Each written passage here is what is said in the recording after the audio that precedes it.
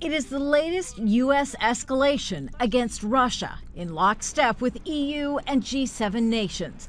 New sanctions targeting Russian financial institutions and Kremlin officials.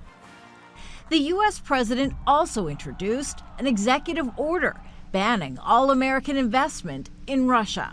This ban on investment is going to make sure that new money can't come into Russia to replace what's left. Some of those sanctions now include Russian President Vladimir Putin's 2 adult daughters and Foreign Minister Sergei Lavrov, his wife and daughter. On Wednesday, the Justice Department announcing actions against Russian oligarch Konstantin Malafev for sanctions violations and the seizure of a yacht docked in Spain earlier this week, owned by another Russian oligarch, Viktor Vekselberg. It does not matter how far you sail your yacht. It does not matter how well you conceal your assets. The Justice Department will use every available tool to find you, disrupt your plots, and hold you accountable. The Justice Department, working with the FBI, also announced it had disrupted a malicious computer network infecting U.S. small businesses operated by Russian military intelligence.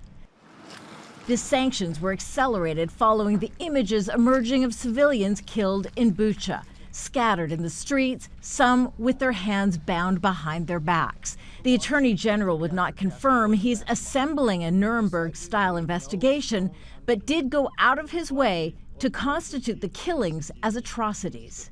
The world sees what is happening in Ukraine. The Justice Department sees what is happening in Ukraine. The White House is warning nations like India and China against aligning with Russia to ease the impact of sanctions. But China accuses the U.S. of exacerbating the conflict. If the U.S. is serious about easing the situation in Ukraine, it should stop adding fuel to the fire, stop imposing sanctions, stop coercive words and deeds, and truly commit to promote peace talks. The White House says that sanctions already in place are having an impact. The Russian economy is set to contract in 2022 by as much as 15%. And inflation in Russia is up by as much as 200%. Kimberly, Halkett, Al Jazeera, Washington.